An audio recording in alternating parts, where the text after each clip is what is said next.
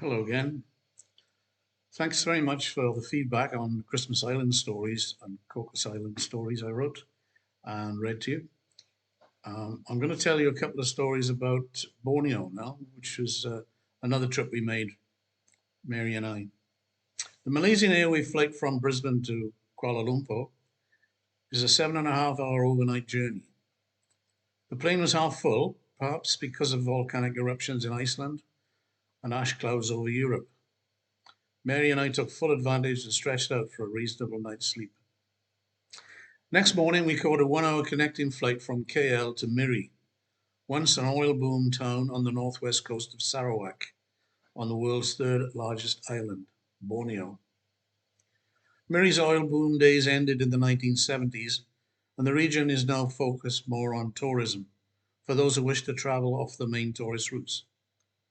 Sitting on the South China Sea, it is 4 degrees north of the equator and thus enjoys a balmy equatorial climate with heavy downpours most days. The white beaches and fringing corals are exquisite. Although oil days are past, tankers are still moored offshore, awaiting loading in Brunei, which is only a few kilometers to the north. We stayed for 2 nights at the Marriott Hotel in Miri, where we were treated regally. It is the largest swimming pool I've ever seen outside of an Olympics and fronts the South China Sea. Our purpose in visiting Sarawak was to visit caves and limestone scenery. We were here to visit the Great Cave at Nia National Park. Our party of cave enthusiasts included scientists, park managers, tourist operators, and, well, cave enthusiasts. We were welcomed by Sarawak's Deputy Chief Minister and Minister for Tourism, Datu Patinggi Tan Sri Dr. George Chan, who proudly told us that the caves of Sarawak were the best in the world. We shall see. A 90-minute bus ride south of Miri brought us to the Niab National Park entrance. We set out on the 3 kilometre walk to the caves along well-constructed pathways and boardwalks. The walk was not arduous, although the final few paces were steep and uneven. At the cave entrance were the remains of small structures and stalls, rather like a market. But what was there to sell in this remote jungle of Borneo? This is aptly named Trader's Cave, which led to the great cave where the harvesting takes place. The first view of the great cave is stunning. It is big. At over 60 meters high and 250 meters wide, it is one of the world's most spectacular cave entrances, leading to an even larger chamber within. Human habitation has been found dating back to at least 40,000 years and was used as a burial site up until 1400 AD. But let's get to the reason that local people come here to this day. The commodities so much in demand are the bat guano and the bird's nest. Bat guano is a phosphate-rich fertilizer. Bird nest is a food that you eat.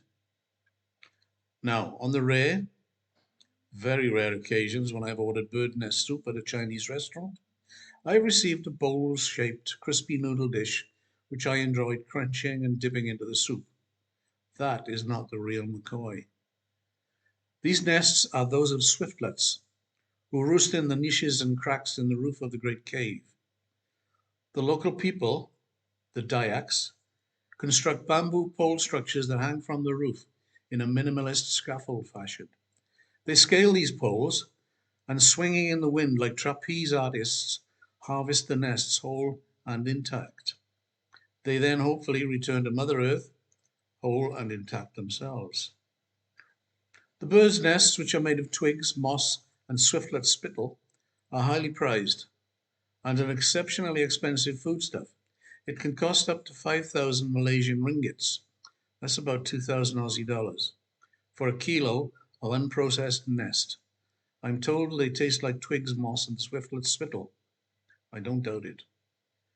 By the 1980s, the demand for bird's nest outstripped supply, and something had to be done.